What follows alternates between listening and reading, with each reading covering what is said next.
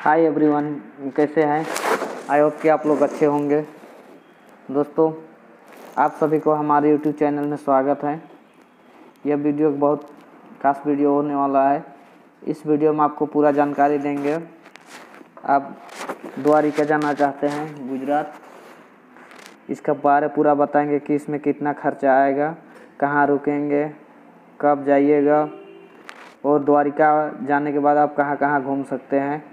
और सबसे महत्वपूर्ण रहता है कि आप कितने दिन का समय लेके द्वारिका आ सकते हैं, जो कि आपका पूरा द्वारिका है, पूरा द्वारिका दर्शन हो पाएगा। दोस्तों, तो वीडियो में पूरा अंत तक बने रहिएगा। हम गए हैं यहाँ और आप लोग को बता रहे हैं अपना अनुभव कि आप कहाँ कहाँ जा सकते हैं द्वारिका में, इसलिए वीडियो के साथ पूरा बने रहिए। तो हमारे चैनल में नए हैं और अभी तक चैनल को सब्सक्राइब नहीं किए हैं तो चैनल को सब्सक्राइब कर दीजिए और हम लोग यहाँ से अब अपना यात्रा शुरू करते हैं। तो दोस्तों, सबसे पहले है कि द्वारिका धाम कहाँ है? तो द्वारिका धाम गुजरात में है, जो कि भारत का सबसे पश्चिम में पड़ता है और ये समुद्र के किनारे है। तो यहाँ तक पहुँचे, कैसे पहुँचेंगे इसका बारे जानते हैं। दोस्तों, तो यहाँ पहुँचने के लिए सबसे सरल और आसान साधन है रेल मार्ग हर शहर से जुड़ा हुआ है, लेकिन बहुत सा ऐसा शहर है जहाँ से आपको डायरेक्ट सीधा द्वारिका का ट्रेन नहीं मिलता है। तो उस स्थिति में आप द्वारिका का सबसे नज़दीकी बड़ा स्टेशन है वो है राजकोट। आप राजकोट आ सकते हैं। राजकोट आने के बाद राजकोट से आपको द्वारिका के लिए बहुत से ट्रेन मिल जाएंगे, और अगर ट्रेन नहीं मिलती है तो 100 से 120 किलोमीटर का दूरी है राजकोट से द्वारिका। आप वहाँ से बस से भी आ सकते हैं द्वारिका, जो आपको बस वहाँ हमेशा मिलता है। और दूसरा, राजकोट के बाद सबसे बड़ा स्टेशन है, लगभग वहाँ सभी नगर या महानगर या छोटे बड़े हर शहर से वहाँ आता है ट्रेन, जो है कि है अहमदाबाद। दोस्तों, अहमदाबाद आने के बाद भी आपको द्वारिका या फिर राजकोट के लिए बहुत सा ट्रेन मिल जाएंगे। और अहमदाबाद से द्वारिका का दूरी 350 किलोमीटर है। आप चाहिए तो यहाँ से आप बस भी लेके द्वारिका तक पहुँच सकते हैं। इस तरह से हम द्वारिका तक पहुँच सकते हैं। अब द्वारिका पहुँचने के बाद पहुँच तो गए हम लोग द्वारिका, उसके बाद सबसे मुख्य होता है कि यहाँ हम रुके कहाँ। पहुँचने के बाद रुकने का एक समस्या होता है, तो रुके कहाँ? तो रुकने के लिए यह सबसे आसान तरीका है धर्मशाला। मंदिर परिसर के आसपास बहुत से आपको धर्मशाला मिल जाएंगे, जो आपको पर आदमी 50 से 100 रुपया का चार्ज लेते हैं। आप धर्मशाला में भी रुक सकते हैं, या फिर द्वारिका ट्रस्ट के द्वारा बनाया गया गेस्ट हाउस, जो 300 से 500 रुपया में आपको रूम दे देंगे। लेकिन यहाँ पर बहुत आसान से नहीं मिल पाता है, यहाँ बहुत भीड़ चलता है गेस्ट हाउस में। और सबसे लास्ट उपाय है होटल, जो कि मंदिर परिसर के आसपास ही आपको 400 से 500, 700, 1000 रुपया, आप कंडीशन के हिसाब से जैसा होटल लीजिएगा आपको 400 से होटल स्टार्ट हो जाएगा। हम लोग जो होटल लिए थे वो 400 का था। आपको होटल भी दिखाते हैं। दोस्तों, तो हम लोग द्वारिका पहुंच गए। अब यहाँ रुक गए। रुकने के बाद हो जाता है एक और समस्या खाने का, कि द्वारिका आ गए, रुक गए, आप खाना कहाँ खाएंगे। दोस्तों, तो आपको बता दें कि द्वारिका ट्रस्ट के द्वारा एक यहाँ भोजनालय चलाया जाता है। यह भोजनालय द्वारिका ट्रस्ट और यहाँ पर जो पुजारी हैं उसके द्वारा मिले जो दक्षिणा होता है उसको मिला के चलाया जाता है। अब यहाँ पर 30 रुपया का कूपन लीजिए। देखिए कूपन ये है, और यहाँ पर आप भरपेट खाना खा सकते हैं। आपको यहाँ रोटी, दाल, सब्जी और चावल मिलेंगे। तो आपको इसका अगल बगल में बहुत सारे रेस्टोरेंट मिल जाएंगे, जिसमें 80 रुपया से लेकर 250 का आपको थाली मिल जाएंगे। यहाँ पर आपको पंजाबी थाली, गुजराती थाली और चाइना थाली मिलेंगे। हम लोग 2 दिन रुके थे। 2 दिन हम लोग सिर्फ पंजाबी थाली खाए थे, जो कि 100 रुपया का लिए थे। 100 रुपया ना आपको भरपेट खाना मिलेगा।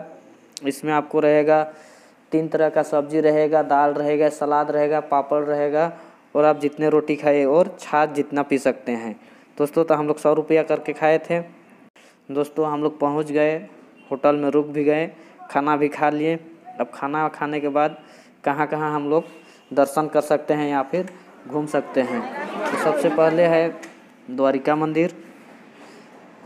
मंदिर, उसके बाद गोमती घाट, सिद्धेश्वर महादेव, महाप्रभु जी बैठक, उसके बाद भटकेश्वर महादेव, गीता मंदिर, गायत्री मंदिर, जलराम मंदिर, सनसेट पॉइंट, त्रिलोका आर्ट और लाइट हाउस, पंचतीर्थ।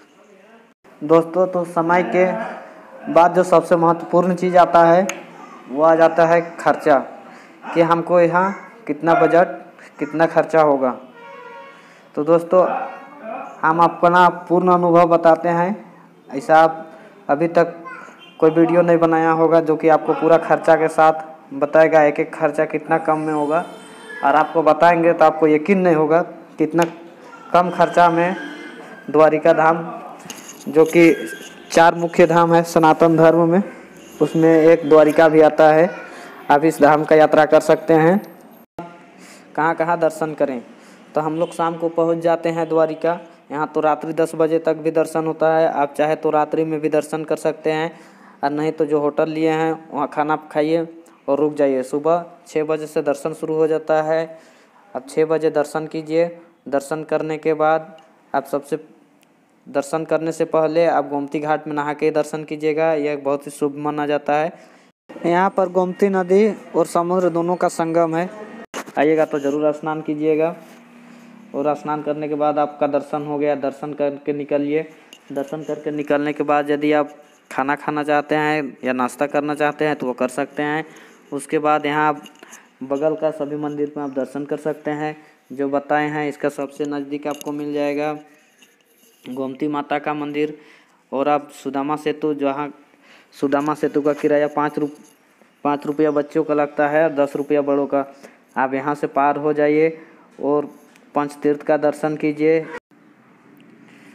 दोस्तों तो आप जो है कि सुदामा सेतु में पार करने के बाद आपको लक्ष्मी नारायण का मंदिर मिल जाएगा। और लक्ष्मी नारायण मंदिर का जो अंदर में है, इसी में दुर्वासा ऋषि का भी मूर्ति है। जिस वृक्ष के नीचे वो तपस्या करते थे वहाँ पर आज भी वो विराजमान है। अब इसका दर्शन कर लीजिए। और इसका बाहर में जो है 5 कुंड, अभी 5 कुंड का पानी पी के देखिए, जो कि समुद्र के नज़दीकी है।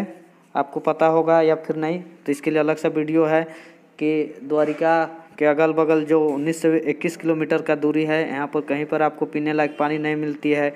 हर जगह आपको खारा पानी मिलता है, लेकिन यहाँ केवल 5 ही एक कुंड है जहाँ पर आपको पीने लायक पानी मिलते हैं। आप यहाँ का दर्शन हो गया। यहाँ के दर्शन करने के बाद आप जो यहाँ गुजरात में जो लाइट हाउस है, लाइट हाउस का दर्शन कर लीजिए। इस तरह से आपका दिन पूरा हो जाता है। पूरा दिन भर में आपका सभी तीर्थ हो जाता है। बाकी का आपका रह गया दूसरा तीर्थ, जो उसका दूसरा दिन का है। दोस्तों तो यहाँ से बता दें कि सुबह 7 बजे और दोपहर 2 बजे यहाँ से भेड़ द्वारिका, गोपी तालाब, नागेश्वर और माता रुक्मणी मंदिर के लिए बस खुलता है, जिसका किराया 120 रुपया लगता है।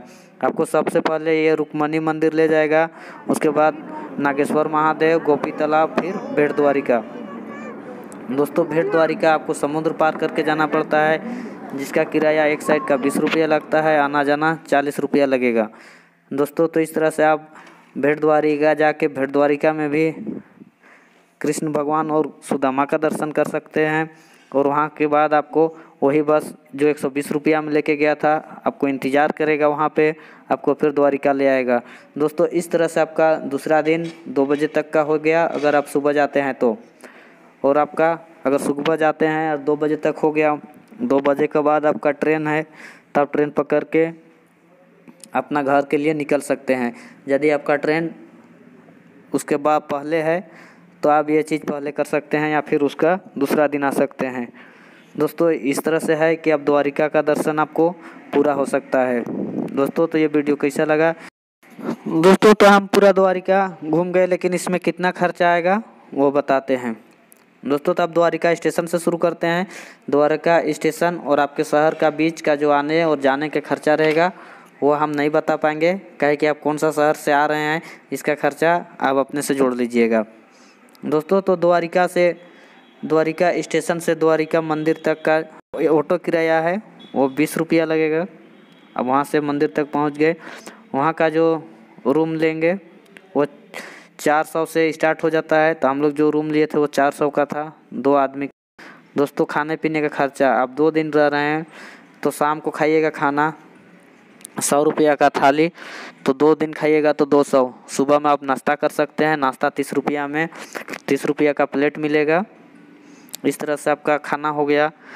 आप द्वारिका से भेट द्वारिका, द्वारिका से भेट द्वारिका जाने के लिए जो बस लीजिएगा वो आपका 120 रुपया लेगा। भेट द्वारिका जाने के लिए आपको वहाँ बीच में बोट का भी सहारा लेना पड़ेगा।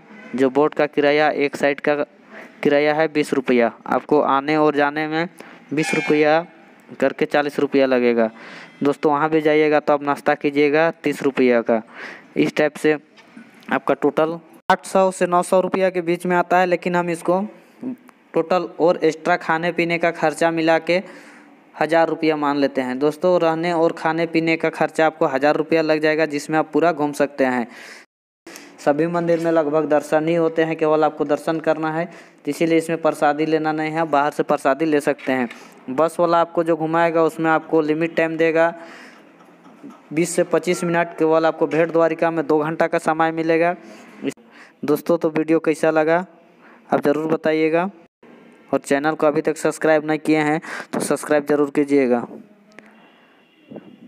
तो आपको इसी तरह का और सब वीडियो मिलते रहेंगे, और जितने भी जगह बताएं सभी का वीडियो अलग से आएंगे, इसीलिए चैनल के साथ पूरा बने रहिएगा।